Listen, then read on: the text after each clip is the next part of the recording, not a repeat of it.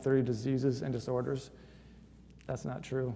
This book has thousands, but he didn't think people would believe him if they actually put it in there. This book is set up like a medical book, so you can open up and it has all the parts of your body, starting with how the medical world does it. Here it goes through each section. So you look at your section of your body, then it's color coded so you can follow the colors. And like here for cardiovascular, you can just follow the color and open it right up to it. And this is one of my favorite ones. This is on cardiovascular disease. It says, since many people are alone when they suffer a heart attack, this suggestion may save a life. Even if someone is with them, the friend may not be able to do anything more than call 911. If upon experiencing a sudden heart attack and being alone, you will not receive immediate help, you will begin to feel faint because your heart can no longer properly beat. You only have about 10 seconds left before you're going to be unconscious. However, you can help yourself by coughing repeatedly and very vigorously. Here's how to do it. Take a deep breath before each cough. The cough must be deep and prolonged, as when producing sputum from deep inside the chest. A breath and a cough must be repeated with every 2 seconds without let up until help arrives or until the heart is beating normally. These deep breaths get oxygen to the lungs, and the coughing movement squeezes the heart and keeps the blood circulating. The squeezing pressure on the heart also helps it regain normal rhythm. In this way, heart attack victims are more likely to survive the trip to the hospital.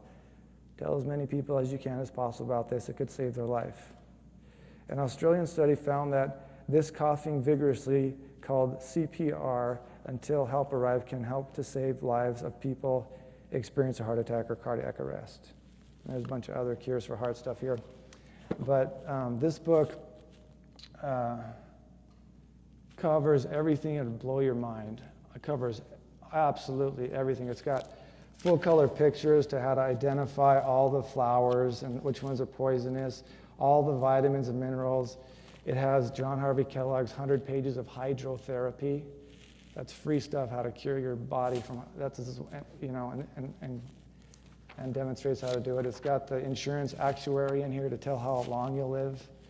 It's got everything from how to have a baby out in the woods to overcoming a nuclear reaction and a radiation and everything in between.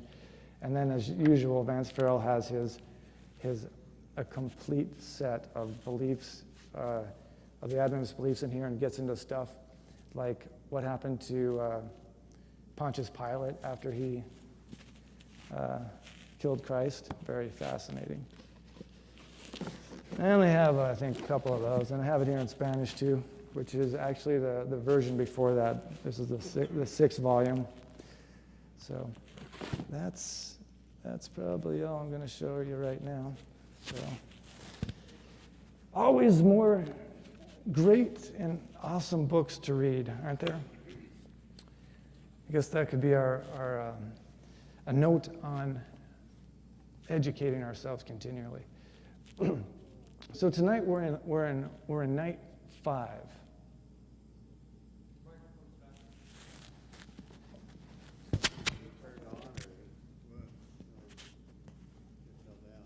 Okay, can you hear me now?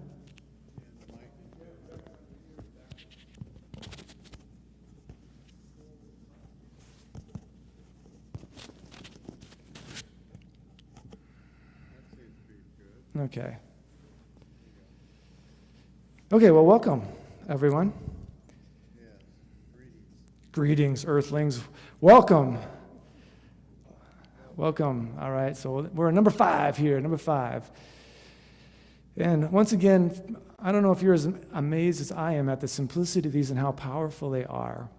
We've studied, the sunshine. Oh, it just blows my mind how it can, regulate your heart, bring it back down, your cholesterol. It doubles your neutrophils, getting rid of all your bacteria, your viruses in your body. Amazing. Equal to a shot of 5 units of insulin in your stomach, or you go get the sun. The air ABC and other doctors said that the technique of breathing from down here will calm you down, bring your blood pressure down. They called it the heart cure from practicing these breathing techniques of deep breathing, getting your oxygen, what it does, have your window open, have air in your house. The best place to sleep is outside. All that, everything, cancer cannot survive in oxygen. And we're in offices all day, and we just breathe right here on our video games and our computers and TVs. And guess what happens to these muscles? They die. We got to think. Now I have to think every time I want to breathe from your lungs down here. You got to think. You got to think about all these things. And now we're on 5. We also talked about then we talked about rest and how doing nothing, you have to have time to do nothing during the day, and you have to get good rest. You're supposed to go to bed at 9 to midnight is when you get double the rest you need, and how that is a key to your health. If you don't do it, you're going to get fat and have a heart attack.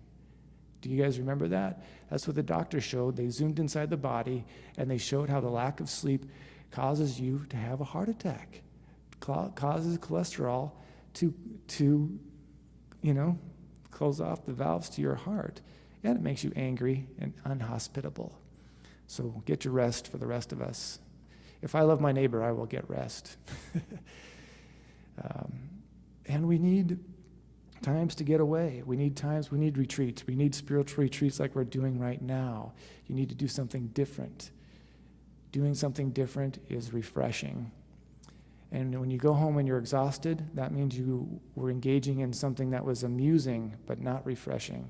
We got to recreate. And then we talked about how Rockefeller, he was going to die. The richest man in the world, the first billionaire, was going to die until he started to create a foundation to help other people, and it healed his body. Research shows how helping other people is better for you. Giving 50 cents to the children in India, or what'd you give that homeless person $20 for? Well, you know what? Maybe you just saved yourself from going to see the doctor, if you want to be selfish about it. Doing for others blesses us more. It's more blessed. We have science now to prove that it is more blessed to give than to receive. It helps every single part of your body. It helps your liver out. Did you know that? No, now you do. Every part of your body.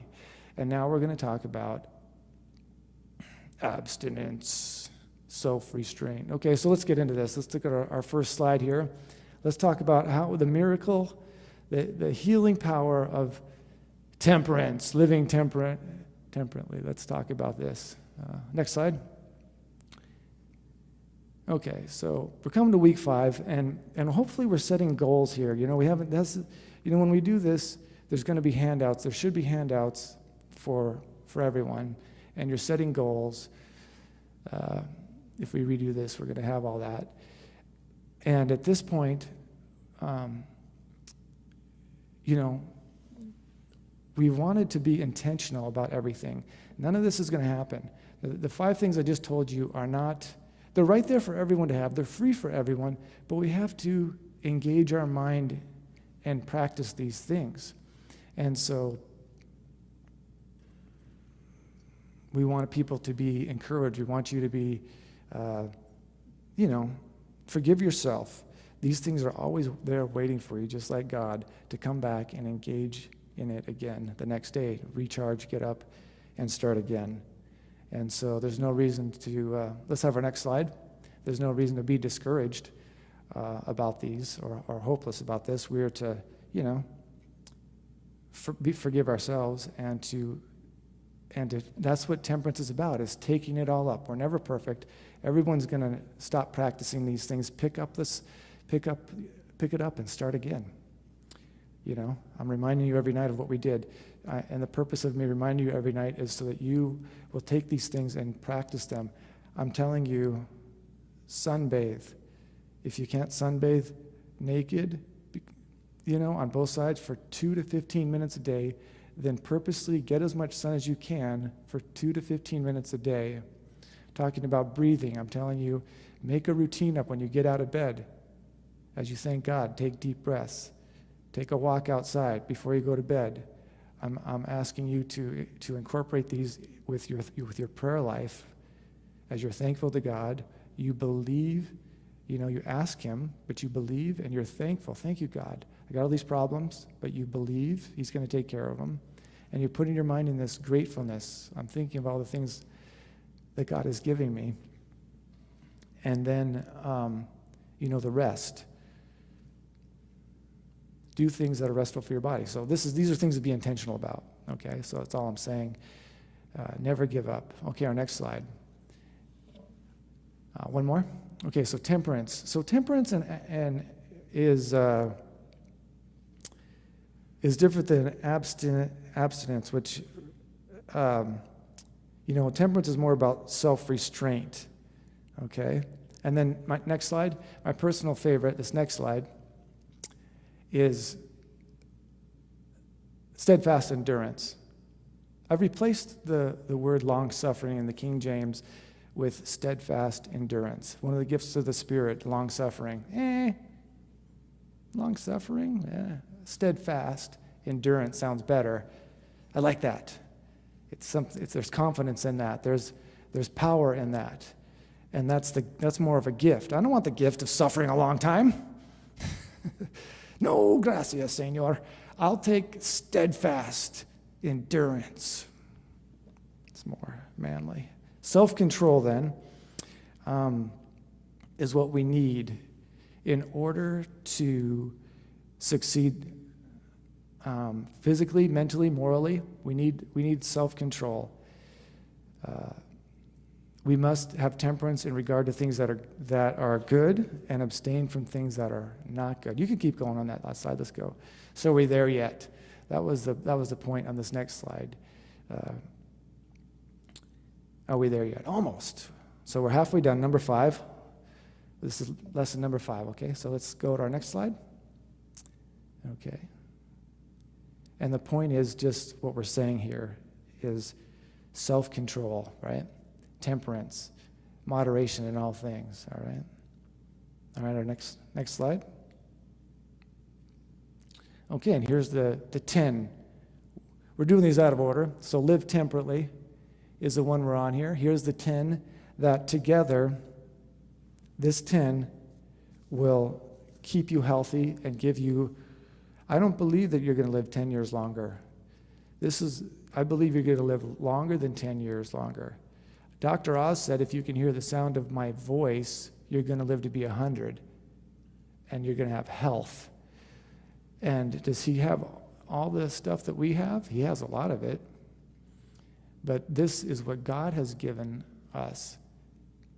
So people, newsflash, you're not supposed to die at 65. You're not supposed to die at 75. You're not supposed to die in your 80s.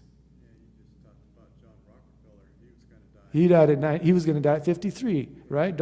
Rockefeller was going to. How long did he live? He lived to be 98. 98. You're supposed to live over 100. You can live over 100 and not in the nursing home. You're going to be knocking on doors, telling people about what the good things the Lord has done for you. You're going to be out enjoying life, okay? And you've seen that each one of these that we've done gives you about 10% better in each of your organs. Okay, next slide. Okay, so what causes sickness and disease? Does anybody know yet? Breakdown of our immune system. Okay, but according to this, we have our mantra, what causes sickness and disease, that we've been saying here.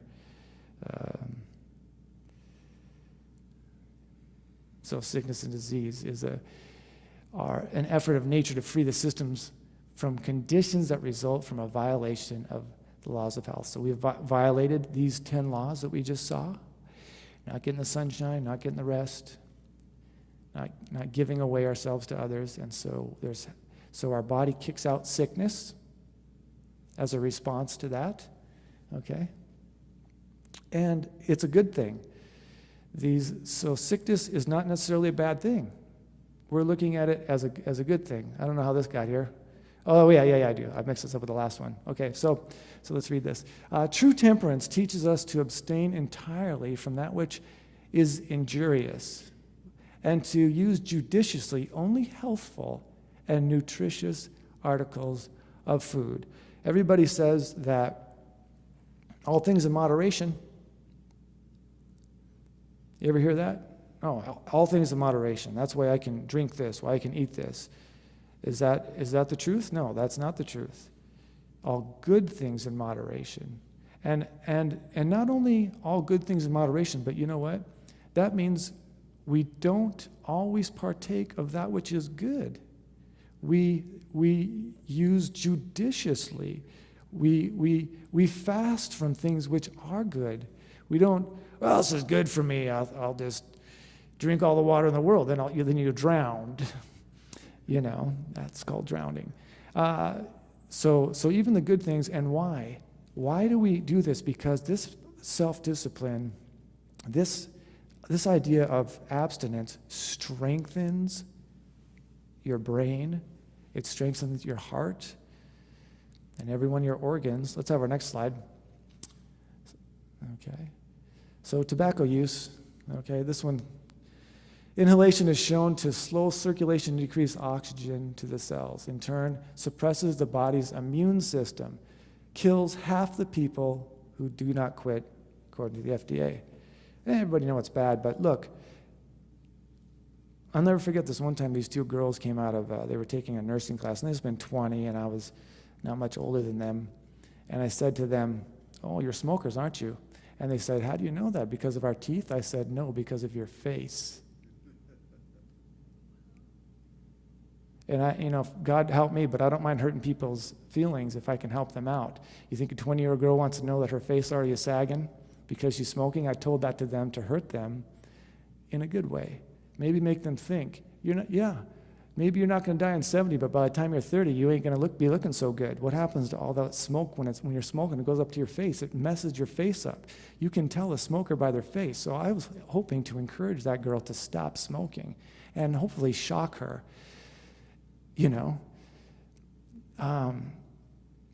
Smoking, it does your lungs. What about your heart? It hardens your vessels of your heart. How would you like to have a hard heart? Smoke cigarettes, There's more to all this than meets the eye. It's not just about having black lungs and you can quit when you're 50. It's a trap. Cigarette smoke is a trap. You know all the stuff in cigarettes? We're not going to get into that, but there's so much stuff in cigarettes. It's horrible. Well, I just smoke the natural ones. Or how about, let's talk about marijuana for a minute. It's still smoking. It still kills you. You're smoking marijuana for medical reasons? Let's see. According to the Surgeon General, you're killing yourself. How about vaping? Vaping, have you seen what vaping does to people's faces? It causes varicose veins in your face. They explode. Do you know batteries explode? Oh, it's not going to happen to me. Okay, next slide. Alcohol. Okay, we're going to talk a little bit about this tonight. It affects the liver. When the liver can't detox easily, the body's immune system is focused on cleansing the liver of toxins rather than building up the rest of the body. The liver is backed up and bogged down with daily toxic exposures. It's less able to help you with allergic reactions. Third leading preventable cause of death. Okay, wow. So your immunity system goes down. You're more allergic to things because of drinking? Wow, okay, well that's something that not everybody knows. Okay, our next slide. Temperance facts. Okay, coffee. We're going to talk about coffee tonight. And caffeinated soda suppresses the body's natural histamine response, which though it suppresses the body's allergic reaction initially, eventually causes the immune system to weaken due to inactivity. Really? Because I'm drinking a Coke? Okay. Next slide. Okay, sugar. We got some great videos you're going to love on sugar tonight. Greatly reduces the body's circulation. Just a few teaspoons of sugar each day will almost completely suppress the immune system from working properly. Not to mention white sugar is how does it become white? because they put it through bones that they've ground up and filters through dead animals' ground up bones to make it white. So, next slide.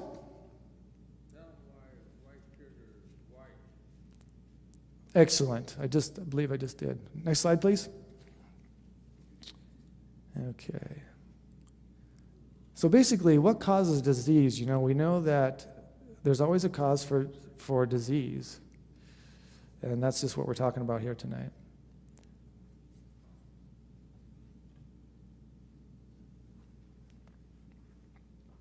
Medication in just a few days. Sound too good to be true? Get rid of insulin, control blood sugar, minimize medication in just a few days. Sound too good to be true? Rosalie Isles did it. Rosalie Isles did it. She was hospitalized, overweight, suffering from hypertension and high blood pressure when she met Dr. Baxter Montgomery, and he immediately put her on a special diet. But 3 days after I went on this diet, I was taken off the insulin. I had been on insulin since 1987. I no longer take insulin. By getting on a plant-based diet and getting it completely off animal flesh, it allowed us to get off the insulin, and it allows her to lose weight. Rosalie says she lost 35 pounds in 2 months and reversed her heart disease. This is Rosalie before the diet. Now, at the age of 81, she's confident enough to model in fashion shows. I feel like a different person. Ever since I started coming to Dr. Montgomery, my life has been different. I'm completely changed. Victor and Rosalie let go of cheeseburgers and say it worked. I only put what I'm supposed to eat in my refrigerator, freezer, and pantry. That's the best way you can do it. Don't bring anything into your house, anything into your house that you can't have. Love the rapping. It's good stuff. I have to honestly say I miss junk food. Well, you may miss junk food, the comment was, but did you know that it's a bad relationship? You love it, but it doesn't love you. It's an abusive relationship, my friend. Get out while you can.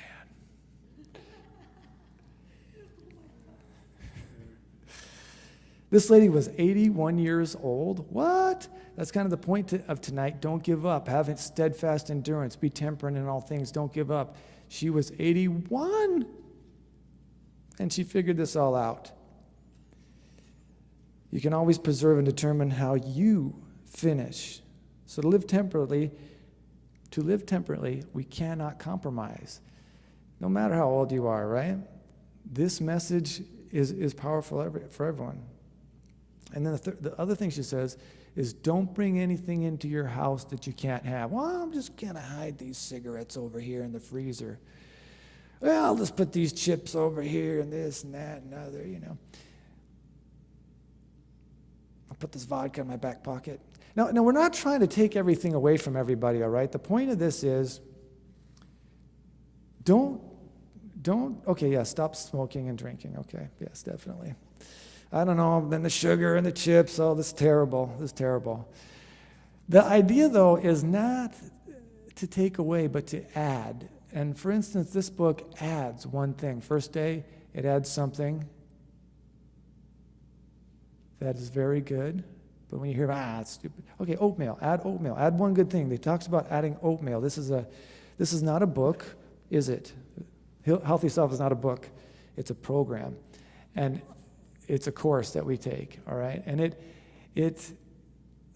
and you can make oatmeal taste like whatever you want. Put all your fruits and nuts and whatever you like, this delicious, healthy stuff in it. Add something good to your life, right? Then the next week, add something good. Oh, here's a salad. I don't like salad. I like to buy salad and then put it in the fridge and then throw it away a week later. I really don't like it. Sometimes I just take it and shove it in my mouth to get it down as fast as I can. But maybe the rest of you, I know there's good ways to make salad. I'm too lazy to make it good. I know I've tasted other people's that are good, but I'm busy, I don't have time for this sort of thing. But the idea is to add good things to your life, not just to take away all these things, right? We can't just take away, we need to add. This is about addition. Next slide we could have, which The other thing, temperance isn't always about what you eat, right? It can be more about, lifestyle. And then let's talk about one thing where it's most prevalent than anything else. Okay, temperance is self-control. Temperance is having work-life balance, okay? It's going to bed according to the body's natural rhythm, which is not, it's not what we want to do. But we'll certainly feel better the next day. Temperance is doing those things that are good for your health and not those things that are bad, even good and bad at the same time. Ooh, there's so many things that are good and bad. Well, it's got these benefits. Our idea here, if you would like to join us, is to stop doing the things that are bad for you, even if they are also good for you. Why do you want to do something that's bad and good for you? Here's this person I want to marry, but they're bad and good for me. I think the Lord probably has somebody that's just good for me. Don't make that mistake.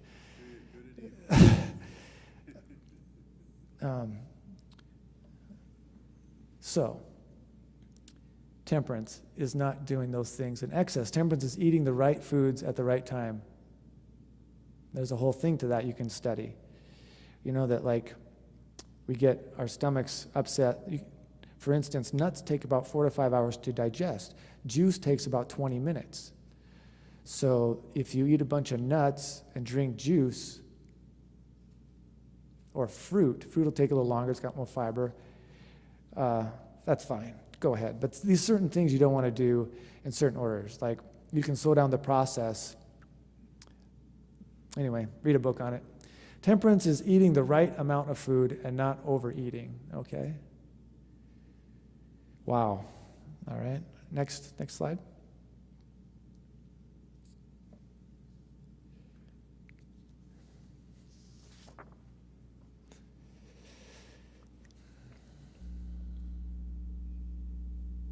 In a country where calories are posted on the menu and the White House has a vegetable garden, sometimes the reality looks more like this. This monument to greasy gluttony is called the Heart Attack Grill. It's a sort of hospital-themed Hooters located in Chandler, Arizona, a suburb of Phoenix. We have full sugar Mexican Coke. Get your arms in over here. Every customer must wear a hospital gown. I'm dying. And they are waited on by scantily clad nurses. Still, it's what's on the menu that gets most of the attention. The single, double, triple, or quadruple bypass burger.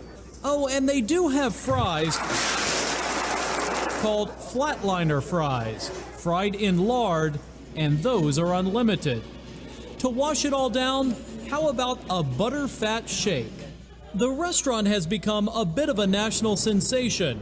I'm up another few inches. In no small part, thanks to this very big man, Blair River, the so-called spokesmodel of the Heart Attack Grill. I'm at 570 pounds, 6'8", yeah, so. We met Blair in January. Back then, he told us one of the perks of the job is eating free. Anyone who is over 350 pounds doesn't have to pay. I'm big, you know what I mean? And so why not? I don't eat here every day, so why not have fun with it and go with it as long as I can? Sadly, we now know how long that was. Blair died last week at the age of 29. Wow, age of 29, definitely an extreme case. An extreme case. But at the same time, our country has taken this idea and messed it all up for us. It's spreads to everything else. It's not just overeating the food, overdoing everything. Our country pushes us for that. Think about Willy Wonka and the Chocolate Factory. You know where he wins the golden ticket? Our 7-Elevens put that store to shame. A 7-Eleven is better than far better than the store he won that ticket in, you know. I'm not talking about Willy Wonka's chocolate factory. Well, probably better too. I bet you 7-Eleven, all these, not just 7-Eleven, you know what I'm saying? They're far better. We go in there to get gas and you walk in there, can you get anything healthy? They serve bananas sometimes.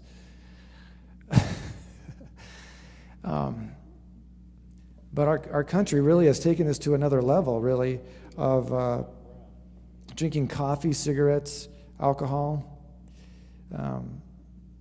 and the other developed nations as well, even these negative effects.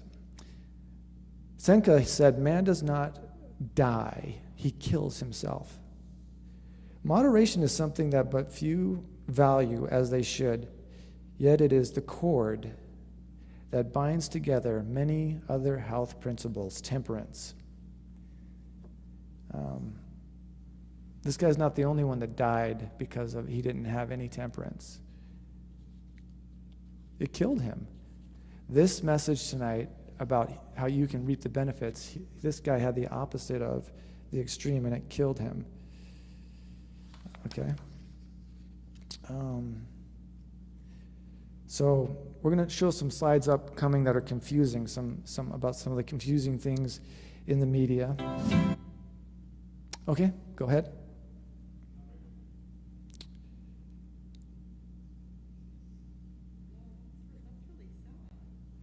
Also, overeating also produces a morbid condition of your mind, your feelings. How do you feel like after you stuff yourself on bad food? What do you feel like?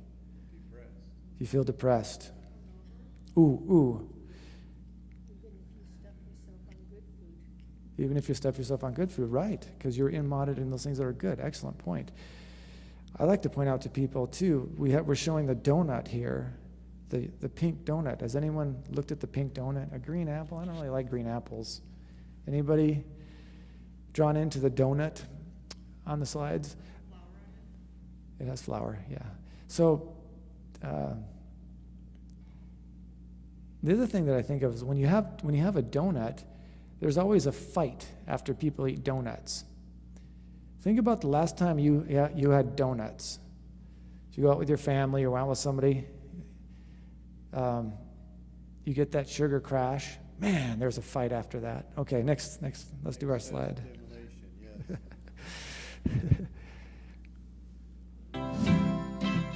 Overeating can be a challenging problem, but there are ways to kick the habit. Listen to your body and don't skip meals. Feeling starved may lead to eating more than your body needs. Watch your portions. Keep your plate small and nutrient-rich. Eat slowly and mindfully. After a meal, give it at least 10 minutes before deciding to go back for seconds. Your body needs time to digest and register when it's full.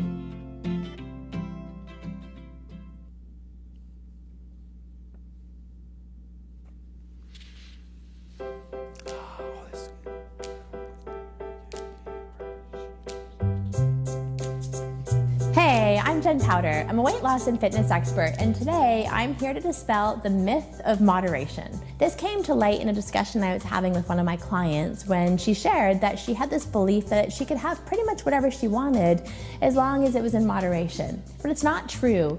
You see, if you think about how food and the food business has come to be now that it's 2014, we've had a lot of changes in the last 100 years. The resources that went into, say, baking a pie were really quite intense, and so you could only ever have or make one special dessert once a month, and it was shared amongst a big family. We can just go to a supermarket and buy 5 different kinds of pies or whatever your favorite thing is, come home and eat them. Stopping at the grocery store and grabbing some chips and maybe some chocolate, and maybe if you bought some cookies at the bakery or you decided to make them.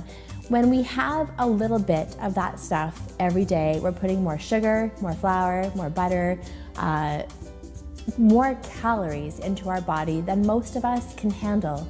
Because at the end of the day, the sad truth for us is that we just don't need that much food, but we live in a time where there's access to it 24/7. We're not meant to have dessert every single day. We're in fact not meant to have dessert every single week. It's meant to be special occasions. So my recommendation for you is to start to say no way more often than you say yes. And that includes, the little things, going to the supermarket and putting chips and granola bars and, cookies or whatever, ice cream, all of that stuff, and then having a little bit of it every day. Thanks so much for watching. I hope that tip is helpful because it'll be the one thing that can really change how effective your weight loss journey is. I'm gonna be back next week with another video for you, so make sure you subscribe now so it can land right in your inbox. See you then, bye. I also say that the opposite is true. There's a power in saying no.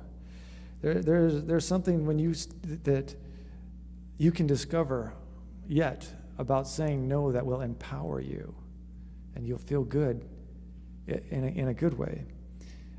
Excessive eating of even the best foods will produce a morbid condition of the moral feelings. Wrong habits of eating and drinking lead to errors in thought and action.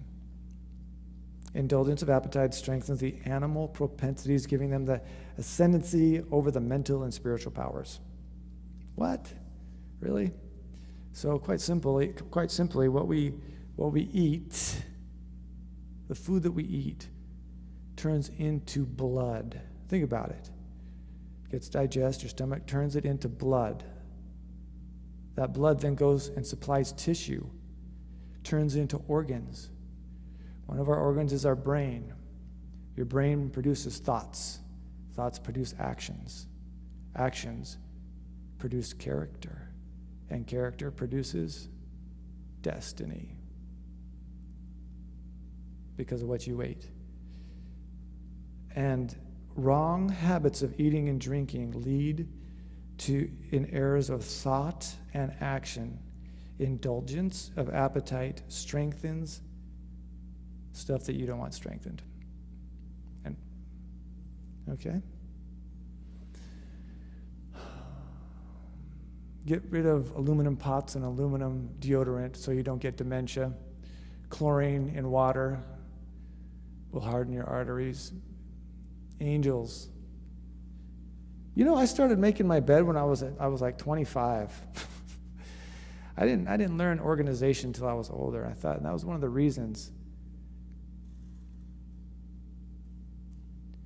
Satanic people, depressed people, things where chaos are disorderly.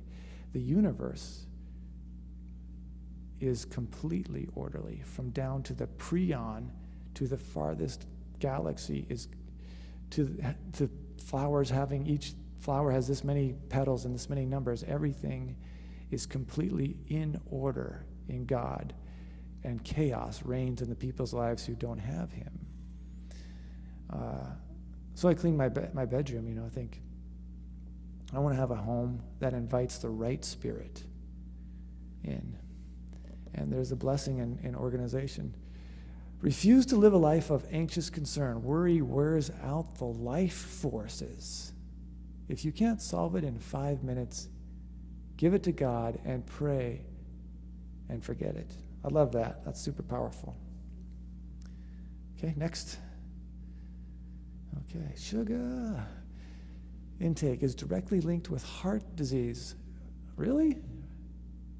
Who knew that? I do. You did? You knew that? You knew that? That's crazy, huh? And To do with diabetes. so drinking big gulps and the most prolific drink in planet Earth, Coca-Cola, leads to heart disease? Really?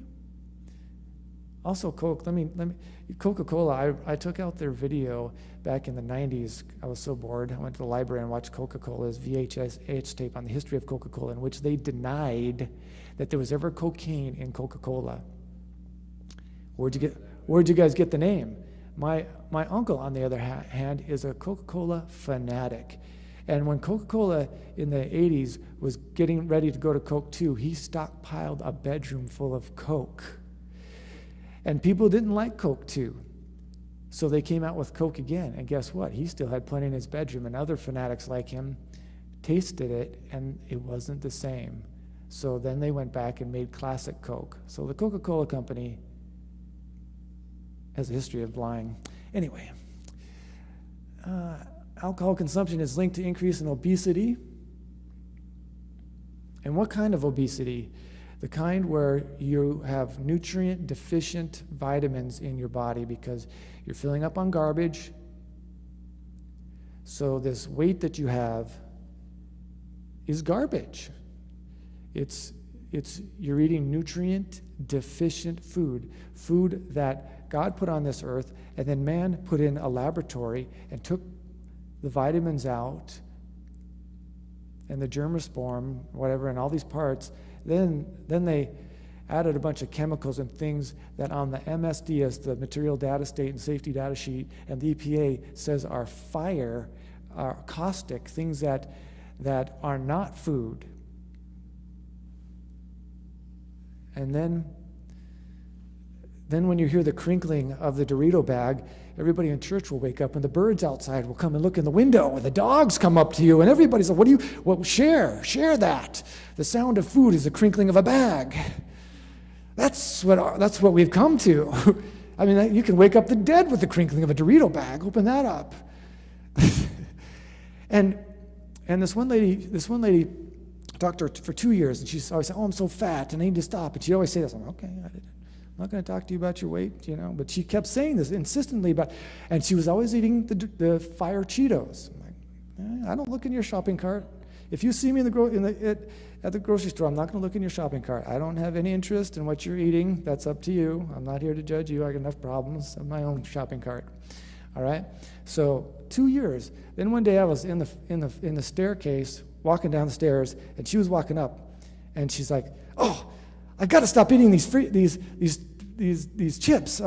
Help me!" And then she shut the door, and she was gone. And I was like, "Oh, well, you want some help? I guess I could help you. I got some time tonight." So I jumped on the internet, and I looked up the ingredients to Fritos fiery Cheetos. And you got Chester Cheeto with a smoke in it like it's crack cocaine on a conveyor belt, and then he's basically a drug dealer because you eat the chip and they say you can't stop eating it. That's kind of true. Think about chips. Think about your favorite chips and think about like your favorite chocolate thing, Snickers or something that has a crinkly wrapper. Now, think about an apple or some potatoes. Do you ever have to eat the whole bag of apples? No, but the chips, you'd eat that whole bag. There is stuff in there that you can't stop eating it. There is. And so I compiled this list for this lady, and okay, sugar, corn syrup. I'm not going to do the stuff everybody knows about. I'm going to do the sulfates, the sulfites, all the stuff that's weird chemical names. I looked all those up. 5 of them bypass your stomach and go directly to your butt. Do not get digested. Then they go to your kidneys and cause renal failure. They kill your liver. I looked up some of them on the safety data sheet. They are akin to gasoline. They are flammable. It is not food. That's why you don't recognize it. It doesn't say apple on the back because it doesn't grow on any tree. It was made in a laboratory. That's why you can't entiendo. No entiendo, sir. No. If you can't understand what it is, and then also, in the 90s, they put on the back of you have to put the ingredients on the back. Well, note to America, they're completely liars again. It'll say on the front, that don't mean nothing. They'll bald-faced lie on the front. Okay, how about an easy one? This is 100% juice. You look on the back, what? It's got like 15 ingredients on here. Well, the juice that's in there is 100% juice, but then the other stuff, the other thing they get you on is whole wheat. 100% whole wheat. Look on the back. Unbleached wheat flour. What is it? But it says, anyway. So there's a whole lot to this. A whole lot to this, for sure. And the food we want. Anyway, this is not particularly about food. Let's go on to our next one. Physical and mental health. Our next slide.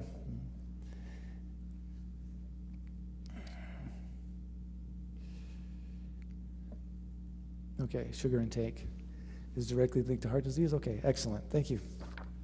A new study published this week shows that the caffeine in 3 cups of coffee a day may actually help reduce the risk of Alzheimer's and prevent memory loss. The headline is, for men under 55, more than 4 cups a day meant a 56% increased risk of an early death. For women, it was 113%. Everything in moderation. Lindsay Janis, ABC News. Single skim latte. A new study suggests you may want to increase that shot to a double or even triple because coffee may be the key to a longer life.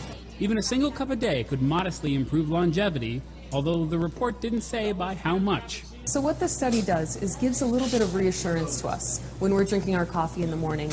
We're a little more assured that the coffee isn't going to have adverse effects on our health. The study shows coffee drinkers were less likely to die from heart disease, stroke, diabetes, injuries, and infections than those who didn't drink it. But it's not clear why. You have a latte? The authors caution the results don't outright prove coffee has the power to stave off death. Going to kill you. No one cup of coffee is going to kill you, but this study has made a lot of people wonder, if I'm drinking a lot of coffee day after day, what's it going to do to me? Well, we have some answers for you. Conflicting studies about coffee and your health are brewing up confusion. I don't know, is it good for me? Is it bad? I mean, should I drink it? Should I not? I find the information confusing, but I just drink it anyway. Like I drink like 10 cups a day. But a recent study says maybe she should learn to live without it, or perhaps not quite so much of it. The study found that people under age 55 who drank 4 or more cups a day were 50% more likely to die during the course of the 16-year study. And we're talking about 8-ounce cups of coffee, not the giant drinks that many people like to order. Coffee might hurt you by increasing your chances of getting gastrointestinal cancer, plus the stimulant from coffee with caffeine could cause irregular heart rhythms. But, and it's a big but, several other studies have found that coffee is actually good for you, decreasing the likelihood that you'll get Alzheimer's, type 2 diabetes, and other diseases. So what's a Java lover to do? When you smell coffee, you know it's time to get your day going. Some doctors say you can hedge your bets. As Mark Twain once said, everything in moderation. As you likely know, we've reported often here on World News about the powerful effects of coffee and the growing body of research telling us in the right amounts it can help us focus better and even fend off some disease later in life. But we ask tonight, what is it really doing to our brains? ABC's Lisa Stark with her own MRIs before and after. It's the most popular drug in the world. I need that little boost. It's everywhere, from 320 milligrams in a Starbucks Cafe Grande, about the max you should have in a day, to energy drinks, to sodas, now even inhalable, 100 milligrams in an instant. But could that daily dose of caffeine be changing your brain? We turned to researchers at Wake Forest in North Carolina, where I underwent 2 MRI brain scans. This first scan with no caffeine in my system. Then I downed just 1 drink. Now my second MRI. This was my brain before caffeine. This was after. The difference was remarkable.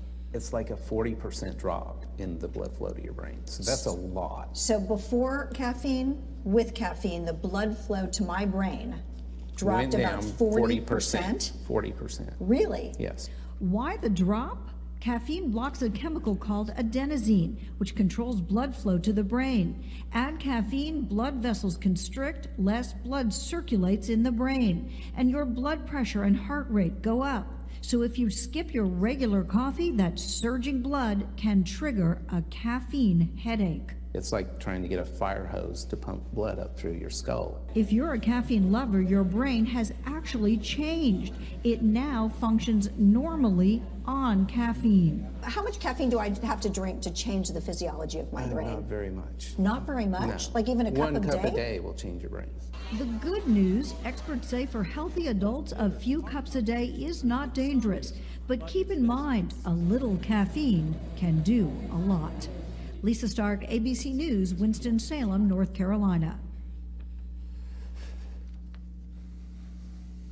Okay, was that a little bit confusing?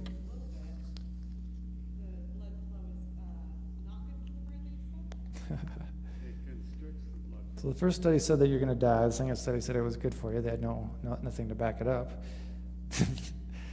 To me, the one where there's no blood in your brain kind of is a clincher. And that is because your brain is important. Let's think about that for a minute. With so much confusion about what is actually good for us these days, a safer definition of temperance is to only use that which is good.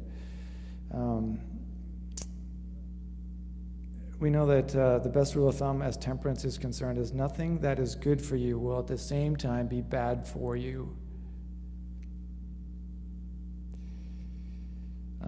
In this case, it should only be used medicinally, if that even, has a case. So let's go to our next slide. The essential part of this coffee is, or with any alcohol or food or drugs, pornography, any addiction, lowers your frontal lobes. Arguably the most important part of the human brain, definitely spiritually the most important part of the brain. And we saw that caffeine reduces blood flow to your frontal lobes. And it reduces what? The frontal lobes. It's your judgment. It's your reason. It's your morals. And how much are they? How much are they? Some lady, I don't have the reference for it, but she went up to the Congress and talked about pornography is a violation of the First Amendment because it lowers your frontal lobe to 30%. It makes it so you can't think. You can't use your mind. Therefore, it's a violation of your pursuit of happiness. You're breaking. You can't think for yourself. They're violating the amendment. You are losing your control. You're a slave with any addiction. Have you seen people who are professional gamblers? I've seen people who are professional gamblers break down crying. They can win, but their family life is in turmoil. It's an addiction. It's not just reach in your bag and the Doritos. There's more to this. This all started, as we know, back in the garden. Eat this fruit, you're not going to die. It's not going to kill you. A little caffeine, you're driving late at night, you'll be okay. Go ahead, eat this apple off the tree. It's not going to kill you. One bag's not going to hurt me. I deserve this. Really? I think you deserve better. You deserve health. You deserve to live to be 100 with health. Or do you want to die when you're 60? You can if you want. And we'll all still love you the same. But, I want to have you more in my life. I want to have you longer in my life. I want to have more quality time with you. Do you love yourself enough?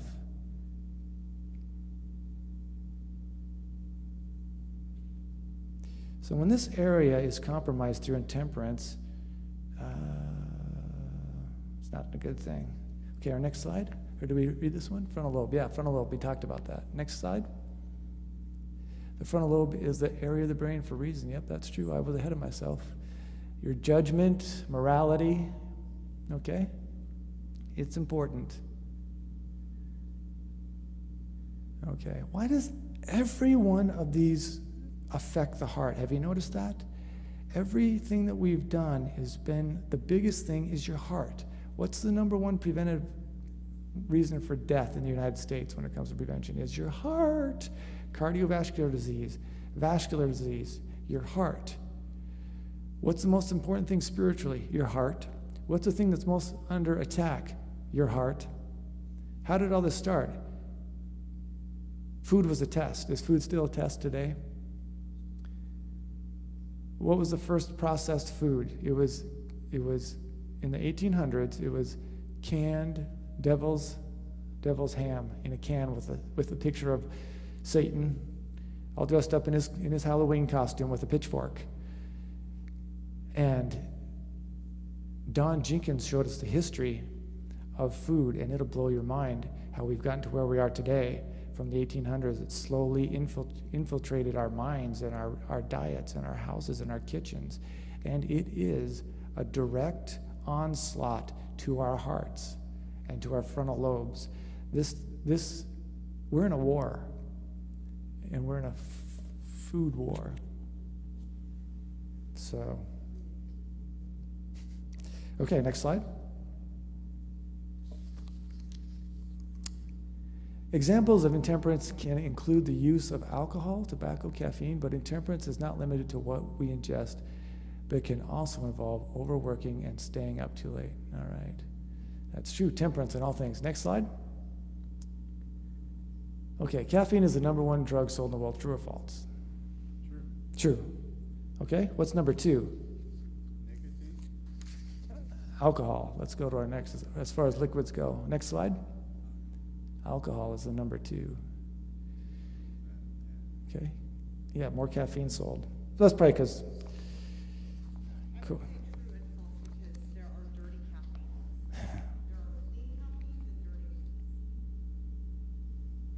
Vodka, Tequila, scotch, beer, wine, rum, gin, whiskey, alcohol. Alcohol probably took 20 years of my life, and you can't get that back. Alcohol is a drug, which most people don't think it is, but it actually is. It's classed as a depressant, meaning it slows down vital functions in the body. Alcohol is made through the fermentation of fruits and grains. The process of fermentation is basically letting fruit sit and rot until it can produce a mind-altering effect when you drink it. There's different types of things you can drink that have different amounts of alcohol in them. Like a beer, if you just drink beer, that has 2 to 6% alcohol. Wine is about 8 to 20% alcohol. And then you got your hard liquors, which are like vodka or whiskey, which are about 40 to 50% alcohol. When someone drinks 2 or more drinks, it acts as a stimulant. When they drink more than that, it acts as a depressant. If you binge drink, what you're doing is you're just drinking repeatedly over and over large amounts and large quantities of alcohol. If you put that much alcohol in your system at one time, you can get alcohol poisoning, which could lead you to go into a coma or even kill you. I haven't had a drink in 3 years, yet I'm reminded daily of my alcohol abuse because of the long-term effects. I have horrible short-term memory, and it makes everyday life very difficult for me. Just remembering names, remembering how to do things. As a result of alcohol, I had high blood pressure, and I still have it. Destroys your internal organs, and it can destroy your brain functions, your handwriting, small motor skills. That's definitely a poison. I have liver pains, bone and muscle aches that just used to not be there, and it's not from age. I'm not that old. I should be in my prime right now, and I've probably aged myself 20 years through alcohol abuse. Alcohol is slow to kill, but it's the most hideous form of death.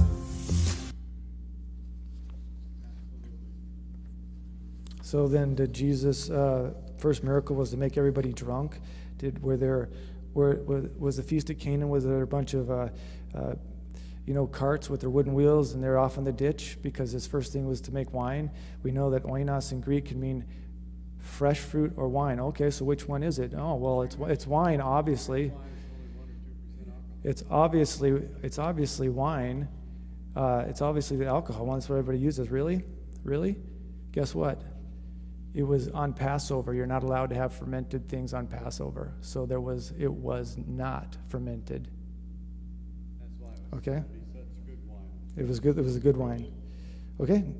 All right. Our next thing, the antioxidant resveratrol found in red wine. Okay, that's also in grapes. Thank you very much. And real quick here, 60 minutes. Your doctors, all of them will tell you, red wine is good for you. Okay. If there's any doctors listening to you, you are irresponsible. I want to tell all the doctors, shame on you for telling people that this red wine is good for you when 95% of people who go to jail were on alcohol, when the man comes home drunk and beats his wife. You know how many people I've seen when I was a chaplain die from drinking and driving? This is ridiculous. Alcohol is a killer. It is not good for you. Drink red grape juice. It has the same. Not the one that has stuff that's good and bad for you. Alcohol, okay, we just saw that. So next slide. is definitely a killer. Sugar, sugar, I wanna make you happy. Like the sun you shine, you brighten up a gray day. Sugar, sugar, so good, so good. Sugar.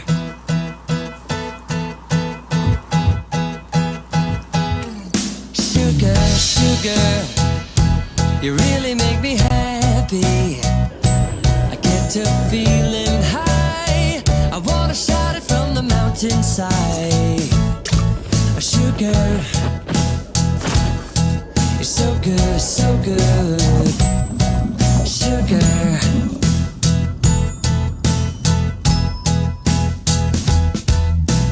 Now is the time to live your life without fuss. Because sugar, because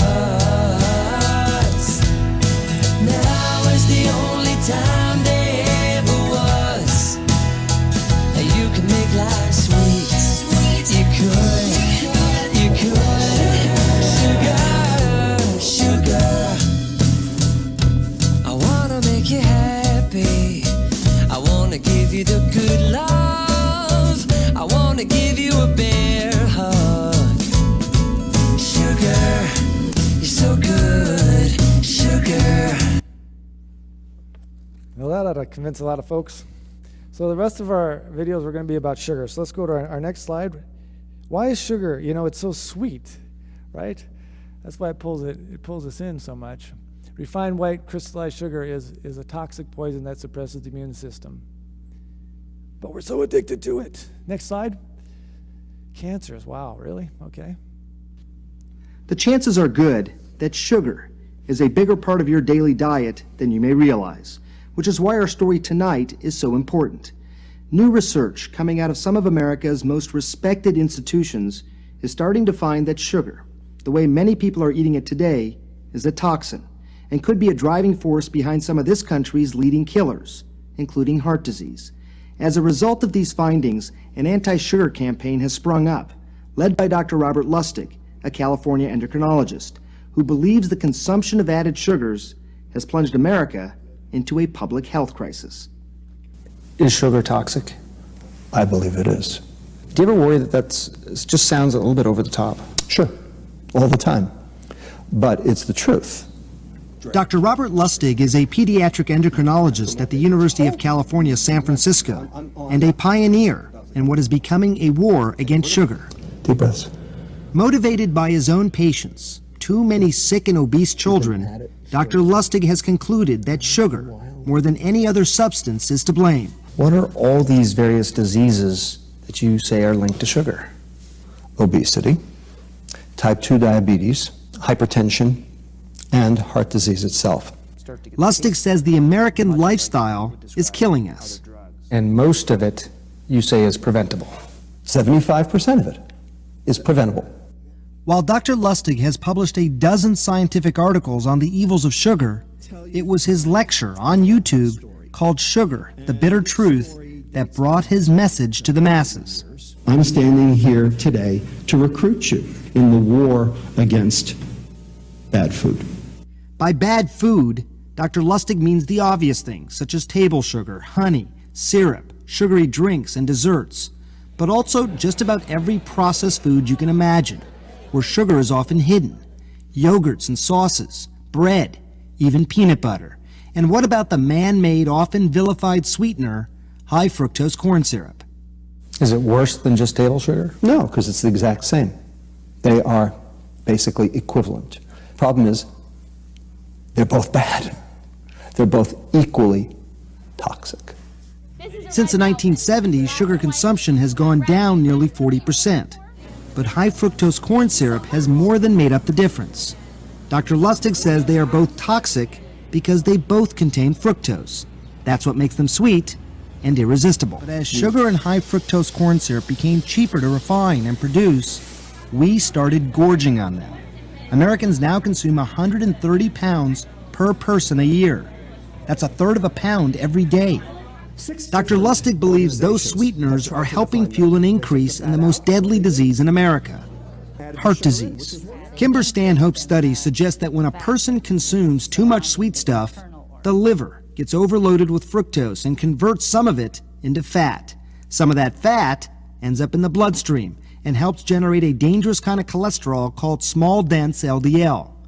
These particles are known to lodge in blood vessels, form plaque, and are associated with heart attacks. And what are you starting to see? We found that the subjects who consumed high fructose corn syrup had increased blood levels of LDL cholesterol and other risk factors for cardiovascular disease. How quickly did these changes occur? Within 2 weeks. Dr. Lustig believes that's primarily because we replaced a lot of that fat with added sugars. When you take the fat out of the food, it tastes like cardboard. And the food industry knew that. So they replaced it with sugar. This idea that sugar increases this particularly bad LDL, the small, dense particles that are associated with heart disease. Do most doctors, do they know this? No, they do not know this. This is new. And it turns out sugar has become a major focus in cancer research too. Louis Cantley is looking at the connection. If you limit your sugar, you decrease your chances of developing cancer. Absolutely. Cantley, a Harvard professor and the head of the Beth Israel Deaconess Cancer Center, says when we eat or drink sugar, it causes a sudden spike in the hormone insulin, which can serve as a catalyst to fuel certain types of cancers. What we're beginning to learn is that insulin can cause adverse effects in various tissues. And of particular concern is cancer. Why? Nearly a third of some common cancers, including breast and colon cancers, have something called insulin receptors on their surface. Insulin binds to these receptors and signals the tumor to start consuming glucose. So this is your body eating. Every cell in our body needs glucose to survive. But the trouble is, these cancer cells also use it to grow. So if you happen to have a tumor that has insulin receptors on it, then it will get stimulated to take up the glucose that's in the bloodstream. So rather than going into the fat or the muscle, the glucose now goes into the tumor, and the tumor uses it to grow. Tumors. Hey doctors, I'm David. I heard you can get sick from eating too much sugar. Is that true? Thanks, doctors. Thanks, David, for that question. You know, this show's been about avoiding the cold and the flu shot. Said it many times throughout the show and past shows. Your number one protection. But, Dr. Sears, that question, valid one. Certainly, the sugar itself isn't going to give you the virus, but we do know that eating too much sugar will cut down your immune system so that you can't fight off that virus as easily. Let me show you something. If you look at most of the holiday schedule, we start eating sweets in October with Halloween, and then there's Thanksgiving, Christmas, Hanukkah, New Year's Eve, then Valentine's Day. And it just so happens that if you overlay cold and flu season with that, it peaks, you know, it starts in October, peaks in February, and goes away. You know, coincidence? I don't know. Not. I mean, you know, I certainly see the day after, the week after Halloween, my office gets much, much busier. So you're basically saying that, yeah, this isn't going to give you the cold or the flu, but if you eat a cup of this rather than, say, a cup of green tea like we shared in the last segment, you're taking something that can be maybe pro-inflammatory. Right, exactly. And so your symptoms may be worse, or you may manifest the cold or flu. Right, you're going to be more prone. The more sugar you eat, the more sugar you eat, the more prone you are to getting sick. And what about synthetic sweeteners? Madeline Fernstrom is here to reveal the big impact that sugar is having on your brain and what you can do about it. Madeline, good morning. Good morning, Natalie. Not just talking about sugar, the white stuff. We're talking about even in this bag of potato chips, it's the amount of carbohydrates, right? The kind of carbohydrates in highly processed foods that really make your blood sugar go up and down really crazy. So what is interesting about this particular study is that we took out the factor of saying, is it tasty food versus not tasty food, junk food versus sort of healthy, natural foods, sugary foods, or processed carbohydrates like chips and sodas, these kinds of things, versus things that are high in fiber, keep your blood sugar stable and low. And the interesting thing is that there were not only changes in blood blood sugar, which you would expect, but also changes in brain activity. And you have images of the brain. This is your brain on sugar, This we is your should brain say, on right? sugar. So you take a look, and what we're going to look at first is the brain, of course, will light up whenever all these little red areas are lighting up, and you would expect that with eating something. What you want to look at is right here, this area in the middle. In low glycemic and sort of that low sugar, healthier food, you don't see anything in this area. It's just sort of yellowish. If we move to the high sugar, high glycemic drink, you see right in the middle here, there's this little red spot. Okay, and what that shows is more brain activity. And looking at brain activity in an MRI simply means you have more blood flow and more activity. If you do what's called a subtraction and sort of enhance these differences, you see this red part in the middle is lit up, and that's indicating a lot of activity in the brain center for reward and cravings and even addiction. So this is sort of the connection of saying if you give two drinks where the carbohydrates are different, high sugar and low sugar, with the high sugar junk food kind of drink, you get a lot more reward and get a bigger brain effect. And if you wonder, I eat chips and I can't stop eating, I drink soda and I can't stop drinking this, and all this sugar makes me want to have more sugar, there may be a connection that is biological, because what the study found is that when you have high sugary foods, you get a big increase in your blood sugar, and then it dips. And that dip several hours later can lead you to overeat, and you wonder, why do I keep eating like this, and choose even more junky food. So the idea is that there's a component in your brain. Now remember, we're hardwired for survival. We have to eat. So in a way, you know, we need to make food part of something we do every day. But now that the food supply has changed to a lot of processed foods without fiber that raise your sugar a lot, we start to think maybe there's a biological versus behavioral reason for this. Okay, get our next slide going here. So moderation is something that but few value as they should, yet it is the cord that binds together many other health principles. This idea of saying no to, you know, all these things and saying yes to health is what we're talking about here. Next slide. Life is like a melody. It has its ups and its downs. Only you can save me. Sugar, you're so good. Sugar.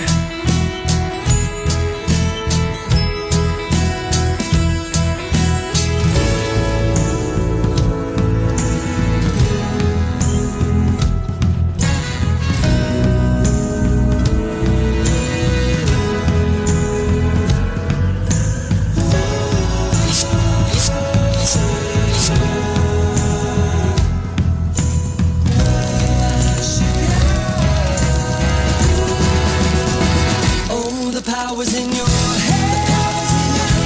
You can have it all. You can have it all. You can live a long, long time. The power's in your clothes. The power's in your clothes. The power's in your powers in your heart. You're the only one I want. You're the only one I want. You're my sugar. Sugar. Sugar. All right. Nice little happy video. The tempted one needs to understand the true force of the will. This is the governing power in the nature of man. What? The willpower. The power of decision, the power of choice. We're talking about that. We're talking about temperance. And we also know that this is the one thing that we have. This is all we have, is there our will. All you have is the power to choose, to make a decision between right and wrong. And that's what we're talking about, the power tonight of saying no and saying yes to health. Our next slide. Everything depends on the right action of the will. Desire is good and purity are right as far as they go. But if we stop here, they avail nothing. Next slide. Many will go down to ruin while hoping and desiring to overcome their evil propensities. We saw that tonight. They do not yield the will to God. They do not choose to serve Him. Okay? God has given the power of choice, and it's ours to exercise. We cannot change our hearts. We cannot control our thoughts, our impulses, or our affections. But we can choose to serve and to do according to His good pleasure. Thus, our whole nature will be brought under the control of Christ. If you bow your heads with me.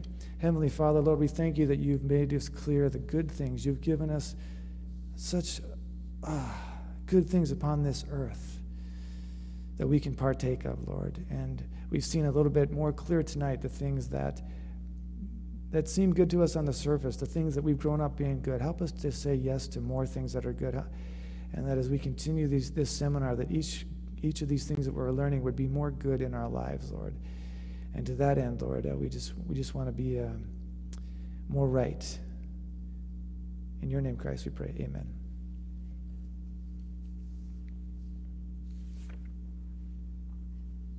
Question? Oh, I'll show you. I got it right here. And also, then we had one question on non-sweeteners. So I know aspartame is 200 times more strong than sugar. That's the only reason they use it, because it saves them, they pay $1 instead of $200. But what does aspartame do? It goes in your body and it turns into something, and that something turns into formaldehyde. Did you know that they don't have to preserve bodies in the mortuary? They don't have to use as much formaldehyde in the mortuary. You don't want to have rigor mortis sit in before you die. Any other questions?